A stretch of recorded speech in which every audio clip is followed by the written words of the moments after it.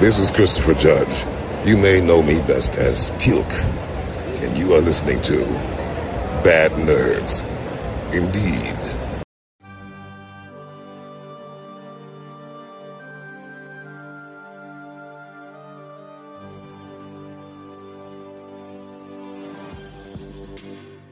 Welcome to Stargate SG-1 for the first time. Still not a Star Trek podcast. My name is Jeff Akin, and I'm watching Stargate SG-1 for the first time. And I'm Brent Allen, and I'm also watching Stargate SG-1, but I'm watching for the 47th time. However, for the very first time, I am specifically watching this series, looking for those messages, those morals, those things that it's trying to teach us. How is it holding up a mirror to society and showing us just how ugly or beautiful we really are? Is it giving us hope that things could be better in the future, or is it just teaching us how to be better human beings to one another? I'm going to find out if it has any of those things in this, the 5th episode of the 4th season, Divide and Conquer. My prediction was a pretty generic in week 1. I basically reached into my bag of tropes and I said, go to a planet when there's war and I don't know, they're going to divide and conquer. So, I mean, those generic predictions are pretty good at getting close to an accurate one. You know, I will tell you, reaching into a bag of tropes will not often lead you wrong in any sci-fi series, and Stargate is certainly included in that. Well, we'll find out in just a moment what this episode really was about. But before we get there, as Jeff said, this is the 5th episode of season 4, Divide and Conquer. Jeff, the original air date, July 28th in the year 2000. This is a Martin Wood joint. Oh, so nice. We'll be checking out, we'll be looking for him. I believe in this one, Jeff, we start seeing him palled up with Sergeant Seiler, the stunt coordinator / dude with a big old wrench who fixes everything. I think this is where we start seeing him paired up with him. I could be wrong. We'll find out. It's the 5th or 6th time you've guessed, so, eventually that'll land. Just listen, you just keep throwing it out there. Eventually it hits, right? Only got to hit once. Got to hit once. Jeff, have you noticed we've had a new cast member for the last 2 episodes? We have Freya / Anise. Oh, yeah. Mm-hmm. Yeah. Have you recognized her? Do you recognize the actress? I do not. She's a cast member? She's a, mm-hmm. Such like a guest star. Well, yeah. We're going to talk about that right now. Her name is Vanessa Angel. You've seen her in a handful of things out there. You know, she's definitely got that pretty girl face. Now, they introduced her into the series, and you're going to love this particular story, as a means to combat. I'm reading this word for word out of the wiki or something like that, because I love how it just says it. Anise as a character, Anise and Freya, was introduced as a means to combat the ratings climb achieved by Star Trek Voyager's introduction of sexy female cast member 7 of 9, played by Jeri Ryan, just a couple of years earlier. Wow. So basically they looked over there and went, they added a hot chick. Let's add a hot chick. And they went and got Vanessa Angel. Now, Peter DeLuise, the guy, would go on to later explain that after she's in 2 episodes. Spoiler alert, she's in today's episode. After just a few episodes of reviewing the ratings, they determined that, and not just the ratings for these episodes, but the series as a whole, they're like, actually, we have pretty good ratings. We don't need this. So this is going to be her final appearance. Oh my goodness. Yeah. I just have to say it's pretty wild because I never saw her as eye candy. Who? Oh, Vanessa Angel or Jeri Ryan? Anise. The character, like, so her outfits were a little weird, right? Like they're pretty revealing for sure. Yeah, but I always thought it was just like because she seemed to say really intelligent things, and she really represented the Tok'ra like in a valid way. So I just thought it was like, she's going to wear this outfit. So yeah, but it makes sense. The Jeri Ryan thing, but they were literally trying to solve a problem that didn't exist. Yeah. They're like, actually, our ratings are fine. We don't need this. Let's get rid of it. Kind of sucks for Vanessa Angel. She's like, hey, I got this character. This is what? Yeah. Oh, shoot. All right. Thanks. Yeah. You're bringing me in because you saw it work over there a couple of years ago and you're trying to, oh, well, fine. Also, by the way, Vanessa Angel did audition for the role of 7 of 9 over on Voyager. Oh. She obviously didn't get it. So, you know, once again, Vanessa Angel's like, damn you, Jerry Ryan. So close. You know. So close. Well, with that, Jeff, it is time to go watch today's episode, Divide and Conquer. Hey, if you guys out there are just joining us for the very first time, because every episode is somebody's first time, first of all, welcome. You're amazing. You're awesome. And thanks for joining us here at Stargate SG-1 for the first time. What's about to happen is Jeff and I are going to go watch this episode right now. If you're hanging out with us on YouTube, stick around because you're going to catch the reaction video. And if you want that full unedited reaction, head over to our Patreon page, patreon.com/badnerds. If you're listening to us on a podcasting app, you're about to gate into the future. We're going to be waiting for you there, where I'm going to share my first time reactions. Brent will share the sci-fi messages that he digs out of this one. So Brent, let's sit down and let's divide and conquer. Chevron 7 locked.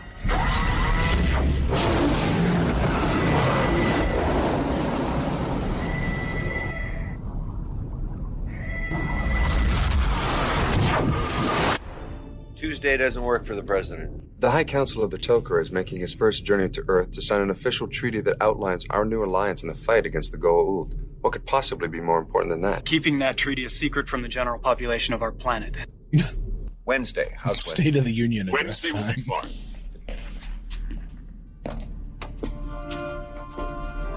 Wednesday will be fine. You may go. Colonel O'Neill, Dr. Jackson, Major Graham, Captain Blasdale. May I present Supreme High Counselor Krosis. Please, forgive me for being late. It's an honor to meet you. Look out! Oh!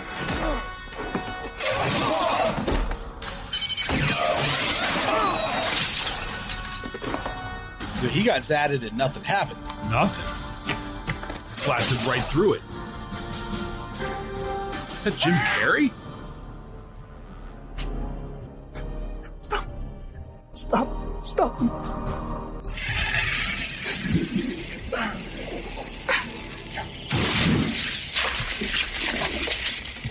I like how I got all the rocks and everything, but no look. He's under the control of something else, clearly. Well, so do you recognize that little hand device? Do you remember way back when we watched Jolinar's no, not Jolinar, In the Line of Duty, when we first met Jolinar? Yeah. When she took over Sam. That was what the little assassin dude had. Okay. Yeah. The Ashran or something like that, or Oh my God, how do you remember that name? I don't know. I just remember things. Major Graham was a Zatark, A what? Zatark.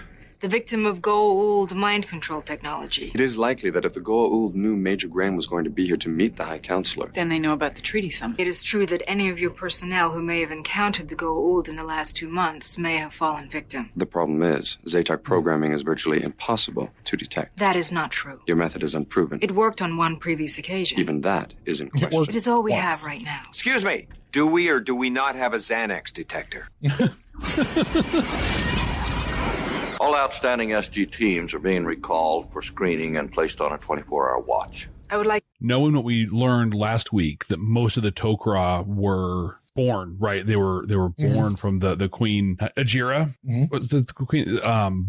Any loss is a really big deal, It right? is, And so yeah. this, and then knowing this has happened a couple more times, like this is almost like a subtle war of attrition that the Goa'uld are playing against the Tok'ra at this point. to begin with the remaining members of Major Graham's team. There was obviously opportunity to program him on a recent mission. This way. Major Carter? You know, knowing now that she was brought in as like a kind of a 7 of 9 foil, like I could, her can't take- outfit, everything. I can't take her serious now. Like knowing that has undercut her character. You think I so? completed my Yeah. autopsy of Major Graham. There was an unidentifiable residue from the explosion, but no indication he was under any kind of chemical influence. Try to stay calm. Direct your vision here. I will ask you some Stare at- questions to lead your thoughts. Please answer at the as tree. completely and truthfully as possible. Describe for me your recent mission to P6Y325. Well, it seemed to be a routine meet and greet, at least at first. The Sarians were a fairly primitive people. So it's a lie detector. It's even more. It can detect whether a person is being truthful, even if they are not aware they are lying. So it reads the subconscious. and compares it to the conscious memory. It was originally created to verify information retrieved through the torture of captured Goa'uld. That thing on her forehead looks like a Tok'ra memory recall device. Yes, a modified version. It is able to decipher whether the memory being recalled by the subject is true or false. So it indicates a Zetark because the Goa'uld use false memories to cover the program? And that is Anisha's theory, yes. Can you identify the Zetark's mission? Unfortunately, no. It will only tell us if a person is a Zetark, not what he's programmed to do. I like all of this exposition they're giving it to convince us that stuff works. Yeah. It could mean the lieutenant just reiterated something out of order. Lieutenant, please repeat the last sequence, and remember to be specific about every detail, even your feelings at the time. Okay, I really don't know exactly what happened. There wasn't much time to stand around hypothesizing. We booked for the Stargate, but the clearing was filled with Jaffa. SG-15 was already under fire. It felt like they were coming at us from all sides. Don't stop! Keep moving! She's doing a really good job. Radioed from behind. Like, he and Sergeant Lewis were pinned down. Get to the gate! That 1,000-yard stare, given the whole narrative. Like, this is a really good PTSD to send it. How did you feel? Are you kidding? I was scared out of my mind. Are you certain you shot the Jaffa? Positive. I shot the Jaffa, but I did not shoot the Goa'uld. There you go. I shot the Jaffa. That's a hit song, Jeff. Right? One of our many. You think so? There is a procedure we could try. Is it safe? It is experimental at best. General, so may I no. remind you what happened the last time we trusted this woman? You are referring to my symbiote Anise, Colonel, and I would not suggest this if I thought there was a better alternative. What's the worst case scenario? The procedure actually damages the portion of the brain that has been affected by the Zetark technology. Lieutenant Astra could lose more than just her false memory. How much more? Won't be clear until after the procedure. I hate the idea of sitting here deciding the fate of one of our officers, but what choice do we have? General, The security of this base Talk and this to the planet officer. cannot be compromised. Furthermore, when her programming is triggered, she will inevitably become self-destructive. Let's give Lieutenant Astor the choice. There you go. That's it right there. choice. That's right, Jack. Some choice. Mm-hmm. But you at least give them the dignity and the respect of doing that. Something's going to happen anyway.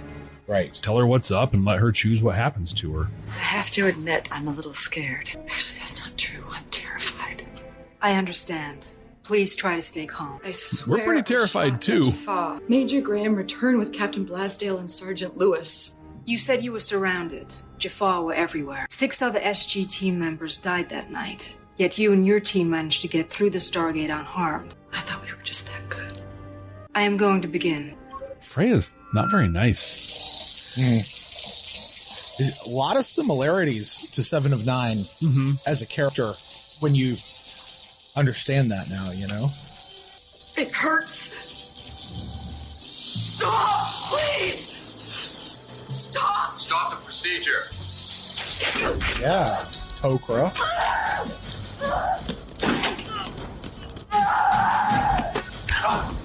Showing that she is that good. Bester's been in her head, dude. Yep.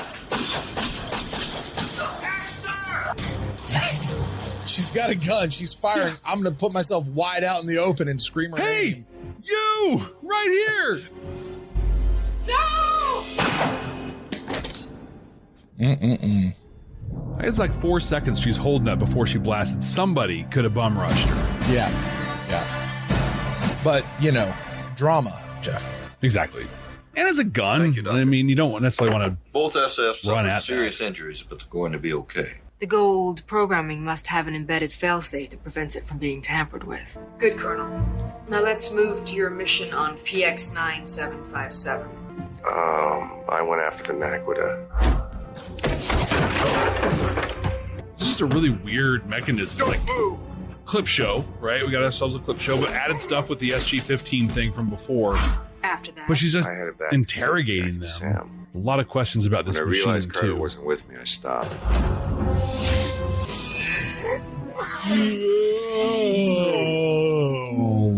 you couldn't get through the shield again. No. The force shield disappeared and we ran. Sounds easy. Well, I wouldn't say that. Are you sure you're telling me everything? Like, why is she being a jerk? I tried to go for the Naquadal. Carter, forget that. Leave it. But Colonel O'Neill ordered me to leave it.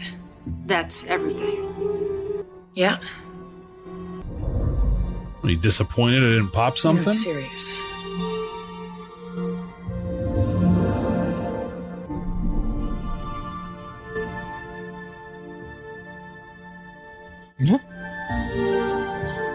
They're all going to pop positive because it's flawed. This whole thing is like, What? I don't know if she's on purpose or not, but like this whole thing is a sham. You think so? We still don't know yeah. anything about the targets involved. In the event that we do proceed, I am forwarding... She might think she's doing the right thing. Yes, sir. Both Colonel O'Neill and Major Carter. Martouf's got it down. This is not proven. Thank you, Mr. President. They've certainly done a good job of setting up that conflict and planting that seed, haven't they? Give us a second, huh? Us retested. Apparently I'm one of those Zark things, too. I'm... That can't be.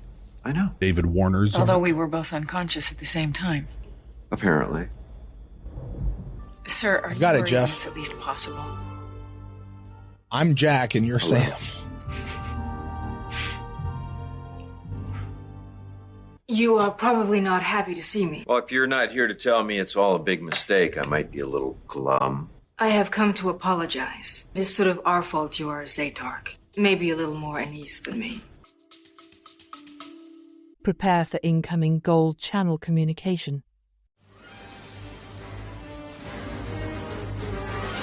Before we gate into the rest of this episode, did you know you're missing most of the content from this podcast? Stargate SG-1 for the first time has an active and exciting Patreon that you can join right now by clicking the link in the show notes. Not only will you get access to the full, unedited podcast and reaction videos, you'll also be able to join a growing, vibrant, maybe even an intergalactic community. Subscribers even get access to all of our content from Babylon 5 for the first time. Don't miss out on this content and the amazing people. Just click the link in the show notes. Tilk thinks you should do it right now. Indeed. I knew that. She's going to be a Zatark. That's how they get her off the show. The experiment with the armbands was the reason you went on the mission to destroy Apophis' new ship. This is her program. Hey, listen. Keep What a if you're secret by wrong being the secret and telling the secret. And Carter and I aren't really, Zatarks? Zatarks. I do not believe that is possible. Is there something else? I had not thanked you for saving my life on Vorash, when you saved me for a second time during the situation with Lieutenant Astor. Exactly how is she going to No thank him there, offense, Jeff? but I'd have done it for anyone.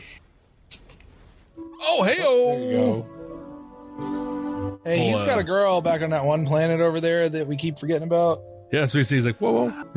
Consent's a two-way street, lady. What you doing? I originally came from a planet where the people were not afraid to show their affection for someone. When we wanted to Lomasham... Excuse me? I believe you call it... Something else. Something else. Anise, my symbiote, is far more interested in Dr. Jackson on an intellectual level, but she would have to suffer. Look, there's so many reasons why this is wrong. 100%. Hold on. Weird. 100% on an 18 or over website that some states can no longer access. There's a version of this episode where Anise and Freya and Daniel and Jack Lomachen. 100%. I ain't looking it up, but I'm positive that thing's out there. Please make sure you say that when we get to the audio portion of this for the podcasting folks. That's hilarious. Wrong? Did I mention wrong? Is it because I share my body with Anise? For starters. Do you not find me attractive? Oh, I could blow here any minute. If I were the target, your Zatark programming would have triggered long ago. This is not the best choice of words there. No. Is there someone else to whom you are loyal? Yes. That's not really the point here, is it? I sensed you have been made uncomfortable by my offer. No. There's a few. Well, yeah. I had heard that the humans of Earth had many inhibitions and stigmas surrounding intimacy. Yes. Usually just the I've heard Americans. that too. There's also a matter of timing. I am still quite hopeful we will find a way to help both you and Major Carter. Then maybe you should be out doing that. What do you think? Wait, where is Carter? She's locked up somewhere. I find myself feeling the need Don't to they- apologize. Don't you Oh, lock no up need. people together? We're adults. Isn't that the rule? I will make an effort to I think learn more about they'll your let him customs, stay in their so I will not rooms. make you so uncomfortable again. Yes. Very good idea. Thank you. Man, he would have been standing out there the whole time. Right? If that Jack would have walked out and he would have turned around and looked at him and gone, woo-hoo? The president is still uncomfortable with the phrase for the common interests of the Tok'ra and the humans of Earth. I'm recommending in pursuit of freedom for all individuals. I have been reviewing my notes on prior incidents with Zatarks, and I'm concerned that we are endangering Major Carter and Colonel O'Neill by keeping them confined. Why? In at least one case, I think the Zatark lost control when it became evident that they could no longer achieve their objective. So by keeping them confined, They won't be able to fulfill their programming and they will become self-destructive. Why hasn't that happened yet? The triggering event hasn't occurred yet. However, if that passes, the meeting between the High Counselor and the president. What if we postpone?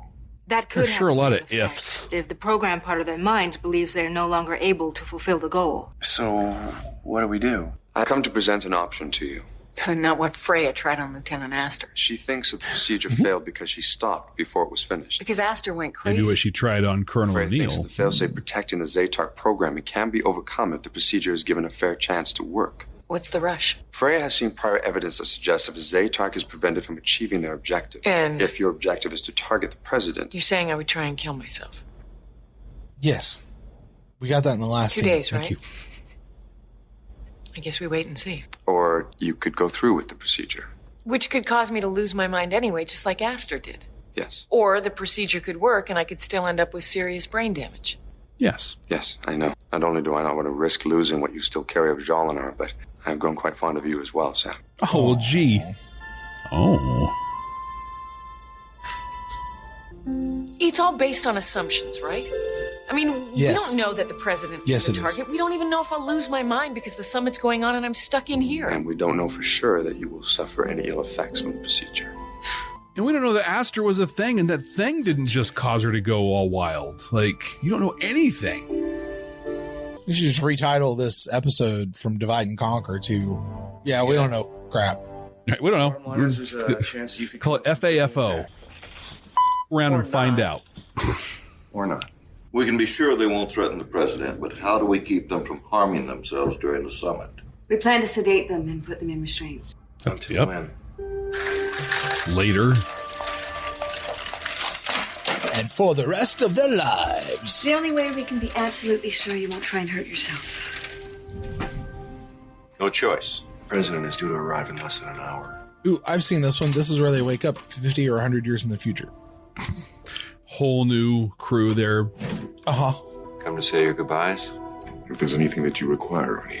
Another option. There is still time to try the procedure. I came to draw an Apophis seal on your forehead when you fall asleep. You would said be if funny. you could have done a proper autopsy on Astor, you might have been able to solve this thing. It would have provided much more information. Do it. What? Hey, I've done the drugged out, strapped to the bed thing. And if what happened to Lieutenant Astor happens to you? Maybe it'll Take help me out. Carter. Her brain's worth a lot more than mine. It's a great thing with Jack. He almost always sees the bigger picture. Mm-hmm. And he's He willing to doesn't. put himself out there. He can't. He's on his way down now. Why is he doing this? He said he'd rather take the risk instead of being put to sleep indefinitely. But Astor... If it happens, he thinks Anise can use what she would learn to save you. Do you like my new hair? You haven't said Looks anything really- about my hair. Had the headband and the like bangs over it. Did you see? Sam, please, I have to do this. They literally have a red carpet rolled out on the ramp, and Daniel just had to show ID. Jack's going through with the procedure and they're sedating Sam now. While wearing a tie. Receiving token Right. IDC. Open the iris.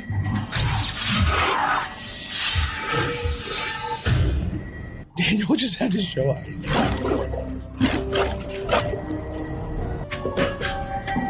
These guys forgot their pants. Right? Welcome to Earth. We got some nice knees. Doesn't this dude look like Shakar? Personal. Indeed it is. Like, not Kinda. exactly, but like he has that look, that vibe to him. Mm-hmm. From the profile, it looks like that creepy Seventh Heaven dad guy that we don't talk about anymore. But we're talking about during this time, so, It's all right, Sam's going to sleep. Tilk's like, if you turn, I will kill you. Gently. Quickly. Right. I was most impressed by the revisions you made to the treaty. The credit goes to Dr. Jackson. It's an inspiring document. I only hope both parties can live up to it. Dr. Jackson? Yes, of course. Sir, Air Force One has just landed. It will take 15 minutes for the president's motorcade to arrive. If you'll excuse me, I'll meet him at the surface and then be back soon. We won't see the president. This all happened before he shows up. Keep teasing us, like getting closer and closer to actually seeing the president.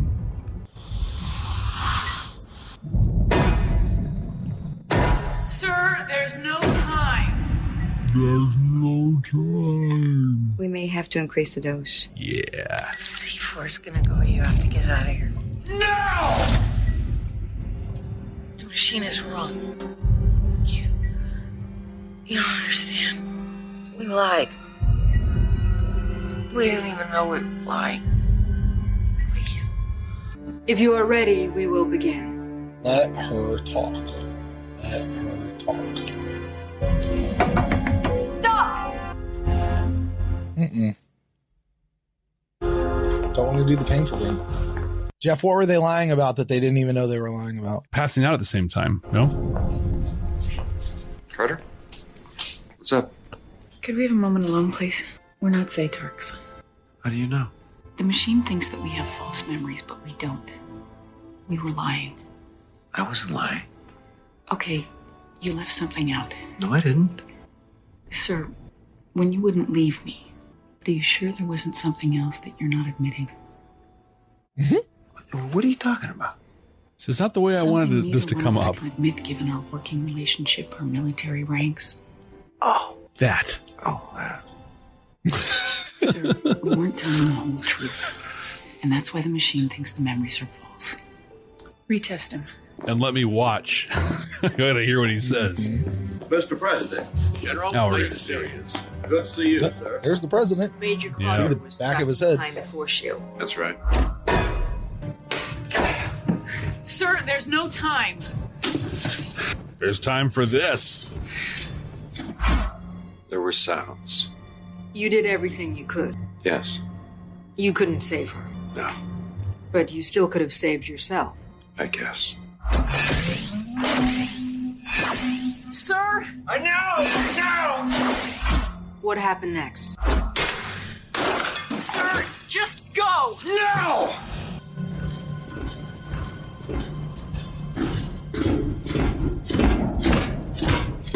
What were you feeling? Like someone who was about to die. That was staring into the eyes of the woman I loved. Say it, Jack.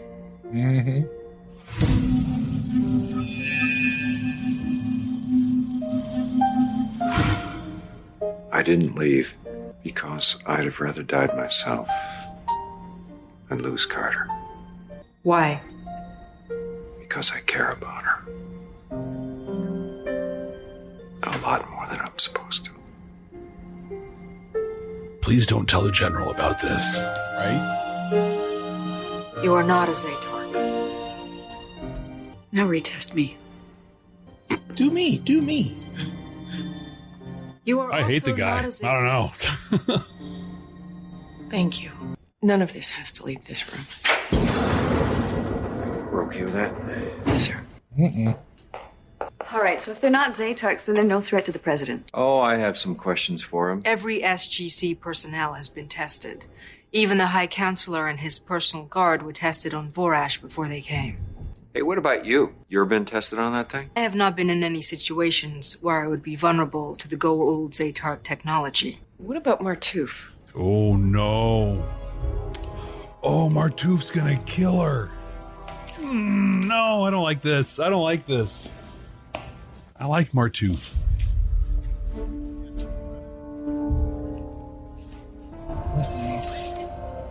No, he's got the hand buzzer. Martouf, can I talk to you outside for a second?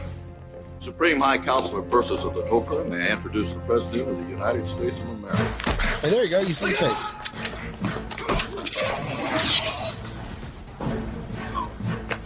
Oh, it doesn't even faze him. His knee buckled for a second. Dude, adrenaline's a hell of a drug, isn't it, man? Right. I got Till just walks in like a boss. Hold your fire! He's literally just like, I'll just move a little bit here. I got this. Stop him! Stop him! Come on, how? Just, it's gonna watch?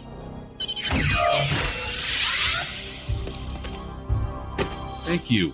Jeez. Like, yoink. We're all clear. Is the president all right? He's okay. But I'm afraid this man isn't the president. The real president is still waiting for our signal in Air Force One. There you go. Be absolutely sure. I see. You let me come through, but you got a whole thing for your president. Required by either of us. I promise you his death will ultimately prove to be a noble sacrifice. Oh, Marcy. Look, finally we get blood on the... Right. Finally. Only took 18 bullets to the chest. Right. That's a touching end. Yeah. I honestly forgot that's how that one ended.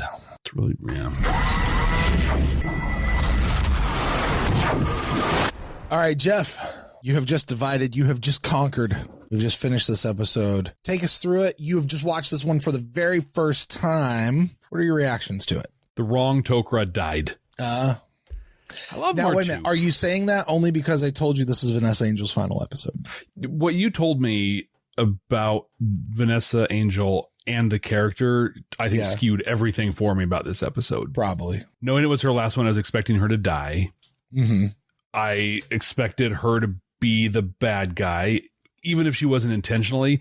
Like, as she's putting all this stuff together, my theory was that she was the Zaytark, and part of her programming was to set this thing up to basically blame all the key players of being Zaytarks. Mm-hmm. And then had this whole device. It didn't activate them, but just, fired them up and made them go wild so they'd either kill themselves or get killed.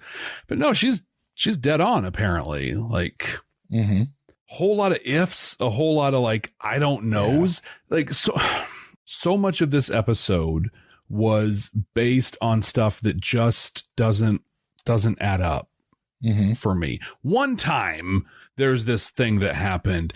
We believe that maybe this thing, and then they have this magical machine that can tell if you're lying, even if you don't know you're lying. So it just knows like the verifiable true truth. Yeah. Like what if I sit there and I say, I believe that Jesus Christ is the Son of God, and it's like, no, you're lying. You don't know you're lying, but like, does the machine know that? Like, how much of this thing does it know? And so I just kept waiting in the whole thing for the test to get ripped apart. There's something wrong with the test. There's something wrong with the activation.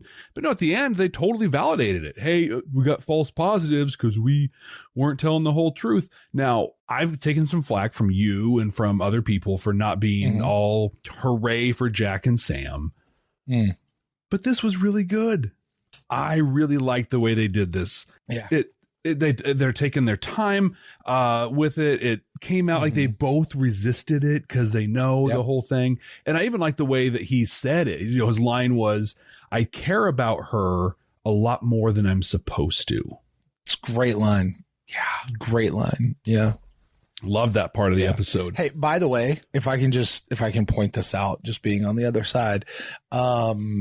Yes, I gave you a lot of flack. A lot of it was very tongue in cheek, because I was very aware that my feelings for Jack and Sam, even in the early episodes, are incredibly colored by episodes like this one. Right.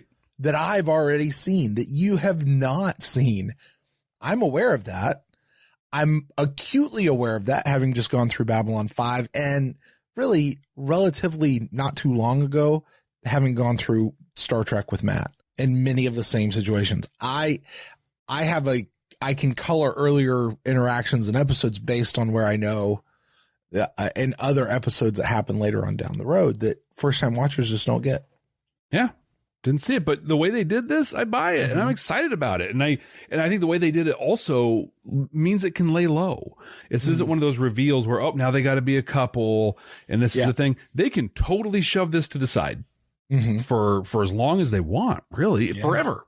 Or they can pop it up and play with it. This was really cool and really well done. A lot more well done than when Freya came in and just laid it on Jack.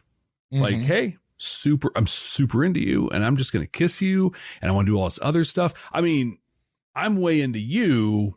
Niece, my symbiote, she's into Daniel, but me, I'm into you, which makes me believe that there is a 100% chance somewhere out there on one of those 18 and over websites that some states don't have access to anymore.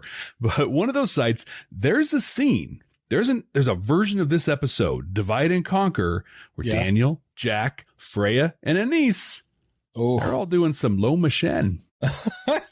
I'm not looking it up. But if you happen to, good on you. Good on you. Little Gould love, little Tok'ra love. There you go. I think one of the big things out of this is now that Zatarks are a thing, apparently. Yeah. So we have like the Cylons in the Battlestar Galactica that was around this time, shortly after. We've got the Founders, the Changelings in Deep Space Nine. We've got that hidden, unknown threat, and not really a clear, easy way of testing for them. Right. Another thing they get to kind of set aside and pull out when they want to. It'll probably be later in the season or some point. Oh my gosh, yeah, they did that Zatark thing. Like, that's a thing. I am curious how they all get that little Ashran killer device thing. Like, they implant the thing in him, but how do they slip them the little device? They hide it somewhere on their person. Right. I got this watch from your dad.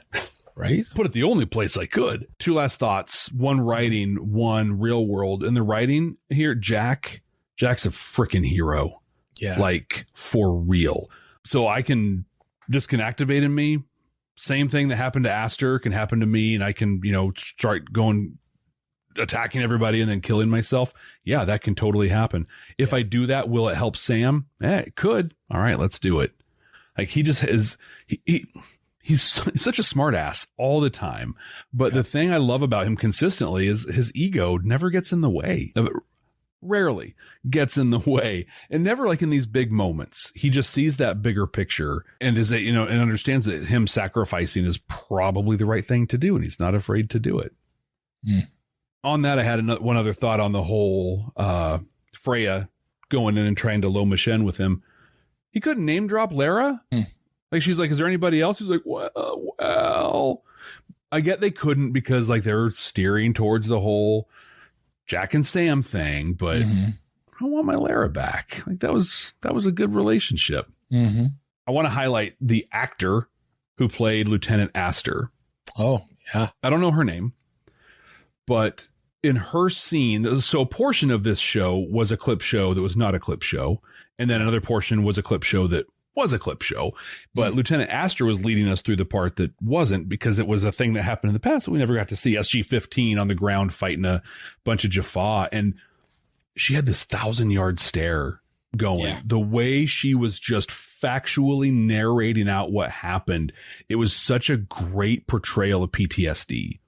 And it was understated. It wasn't mentioned. It wasn't a part of the story. It's just because that's life, right? For them, it's not a thing they necessarily have to shine a light on. It's just, hey, this is what we go through all the time. And she did such a great, subtle job where I think that if someone was just watching this through a lens of, hey, I'm just going to watch some TV, whatever, that would just look like a soldier who's talking about, something that went down. But, we watched this with a little more of an analytical lens, and it has really popped out to me. Like, that was an incredible, incredible portrayal of PTSD. We got a tracking board.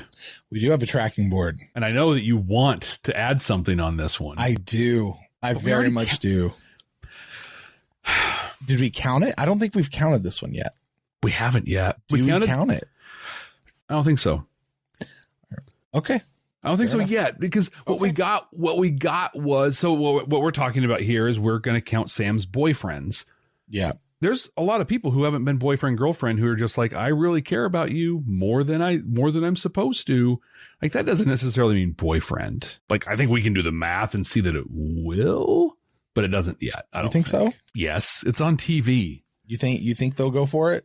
They can't not do it. Like, well, I say that, and at the same time, there's like the Janeway Chakotay stuff out there where I am a fan of them not having gone there, and I know that's a bone of contention, but you don't always have to hook people up. You just don't have to do it. Looking at you, Seven and Rafi. For real. Looking at you, Detmer and Owushikon. Yeah. Like, why? Sorry. Very happy for the two of you. Or the four of you, no idea how or why that happened. Looking at you, Worf, Indiana. I know. Hey, for 2 episodes, we're just going to have this thing come. Looking at you, Chakotay and Seven. Yeah. I'm just naming all the Star Trek crap. Yeah. It just, because this is still not a Star Trek podcast. It's not at all. No. At all. But what it is, Brent, is a podcast where we watch Stargate SG-1 through a specific lens, one in which you try to find those sci-fi messages that Star Trek often has, but so do other series. Did you find any of those sci-fi messages in Divide and Conquer? This is one of those episodes that there's stuff along the surface that you can just walk along and glean, and sure, we could count that, but that's not the kind of messages that we're really talking about here. We always say, I guess part of the litmus test of messages is how intentional does a message seem, and I think we have to put that as a caveat. Just how much does it seem? You and I don't really know. There's a lot of times, Jeff, where like we're doing Babylon 5. We're like, yeah, there's this out there, but I just don't think that's what JMS meant. And then like every single comment is like, no, you're wrong. That's exactly what he meant. He said so right here. Yeah, here's a quote. And they pull the reference and quote. It's like, oh, well, okay, that's wrong. There you go. But in looking at this, most everything here was just driving plot, not necessarily, hey, let's hold up a mirror to society. Not necessarily, let's give us hope for a better future. Not even necessarily, let's show us how we can be better human beings to one another. This was an episode that ultimately came back to Jack and Sam admitting some sort of feeling for each other and recognizing the inappropriateness of it all at the same time. That being said, I do have one thing that I would like to point out, and it is simply this. And this is the one that Brent's gleaning from the entire thing. And I think it sums up the entire episode. Don't assume. Because, Jeff, you know what happens when you assume? Oh, gee, Brent, what does happen? You make an ass out of you and me. And that's exactly what happened here with Anise and Freya. She made a whole lot of assumptions, made a big ol' ass out of everybody. That being said, I get to rate this on a scale of 0 to 7 chevrons. How strong is the message? Well, that particular message actually, I think, is fairly replete all the way through, but I don't think that's necessarily what the writers of the show were going for. They were just trying to show, you know what? Knowing that, and I never knew this before this moment, Jeff, before doing this episode tonight, that she was brought in kind of as a counterpoint to 7 of 9. Yeah. I'm never going to be able to see her as anything but from now on, which is really a shame because she's almost exactly like 7 of 9. She bucks authority. She's super smart. She's seemingly devoid of emotion. She is full of herself, but I'll say she has a way more revealing costume than Jerry Ryan ever did. Oh my gosh. That was like, I mean, she was more. She was almost dressed. Like, right? I mean, I could almost see things underneath her costume. Like, yeah. It was, and I'm not, red-blooded cishet male here. I'm not complaining. Just like acknowledging that it was there, and not even in the slightest bit necessary. No, not at all. Not at all. But hey, good for Vanessa Angel. Yeah. You got it, flaunt it, baby. You got it, flaunt it, and you got it. So, right. Anyway. So, like, if I looked like that, I would be wearing much less on this podcast than I am now. Oh my, Jeff, I'm talking so much Star Trek here. Why was William Shatner's shirt off in every episode of Star Trek? Yeah, he looked great. He looked great. That's right. Anyway, Jeff, I mean, what is there really to give? Is 0 too low of a number of chevrons to give this particular episode? Maybe 1? Maybe half. Maybe. Yeah. Like, I'm going to go between 0 and 1. I'm not even going to land on a specific number. It's just there, Yeah. Now, I want to remind folks out there that these ratings are, one, incredibly subjective. They're also pulled out of the air right here in this moment because we don't pre-prescribe these or think about these ahead of time. We're doing it here live. Also, they really don't talk about the quality of the episode. They're just talking about the message itself. But Jeff, the task falls to you, my friend, to rank this episode where we talk about the quality of this episode. How good was this episode? How much would you like to, watch this episode again? So that being said, you get to place this one on our 100% completely accurate and definitive ranking of season 4 of Stargate SG-1. Our current top 4. This is going to round out the top 5. So from here on out, we'll have a top 5, Jeff. Current top 4, the first episode, number 1 episode of the whole season so far, the premiere episode of Small Victories. The second one is Upgrades, the one where we met Anise. Third one was Crossroads, our episode from last week. And the fourth one was the one with Odo. More Star Trek. Jeff, where do you slot in Divide and Conquer? I hate this episode with a deep-seated passion only because Martouf died. Oh, yeah. Number 22. Yeah. I hate that they killed Martouf. Yeah. This episode did some really cool things, and it did it in really unique ways. Like, honestly, the way they killed Martouf, I hate it. It makes sense, though, and it just really took this whole, raised the stakes of the whole thing and made us care. So there's that. Well, I mean, they turned him into the Manchurian Candidate. Mm-hmm. Yeah. That's what this episode was. Yeah. Totally. Yeah. And it was well done. A lot in this episode was well done. What really hurt this episode for me was just the premise of maybe if this one time sorta kinda and then it just works, and the hand wavy way that they kind of took in there. It's just the what it is. It's just how, just don't worry about it too much. It got ridiculous. And then at the end, when she gets to not get tested just because she's like, yeah, they never had a chance, to implant me. So you don't need to test me. It's not me. Really? We're just going to buy that? All the more reason to test you. Exactly. I mean, I had her pegged as the bad guy the whole time. Mm-hmm. And it's, so I did not like this episode. I liked it. It did a lot of things really, really well, but the through line and the premise, the glue that held it together was not good or strong. I'm going to make this our number 5. Wow. All right. Number 5.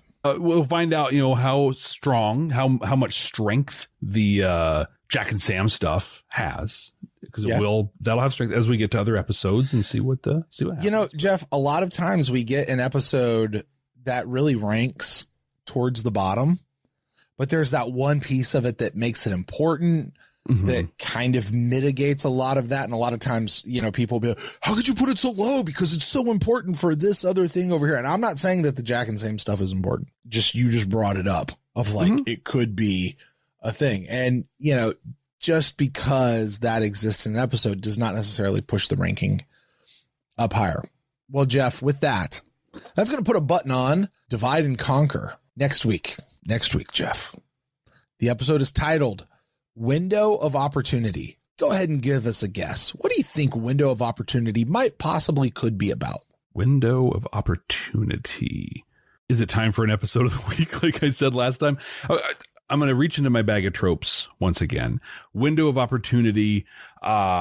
Tilk's going to get captured, and he's going to be locked down super tight. And the team's going to get, I know, a part of Sokar's crew is going to somehow capture Tilk. It's going to be locked away really tight. And then it's basically going to be a heist episode, putting a plan together, watching, the pets and finding that one little window of opportunity they could possibly have to extract and save Teal'c. Oh, Jeff, you're such a good guesser. I cannot wait.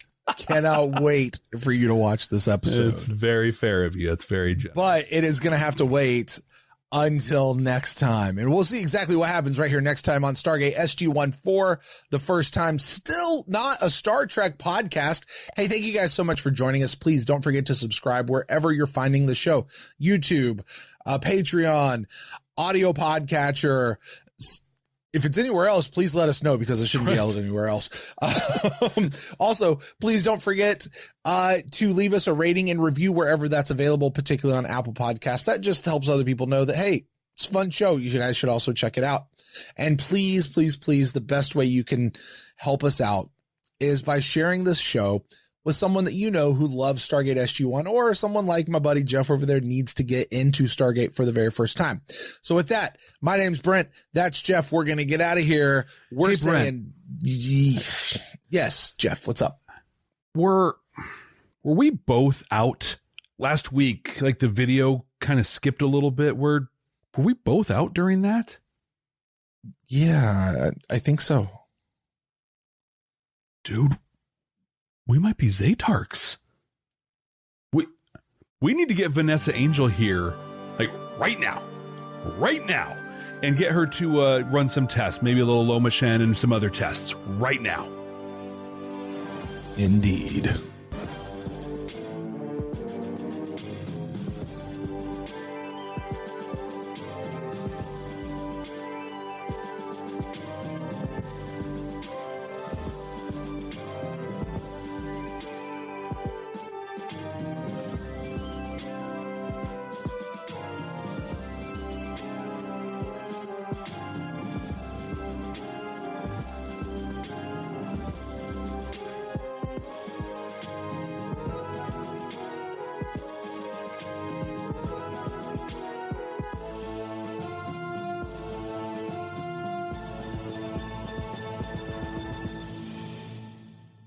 I feel like that was like the most sexist thing for me to say. Indeed. It did say for crying out loud. Yeah, for the record, the note says for crying out loud, not indeed.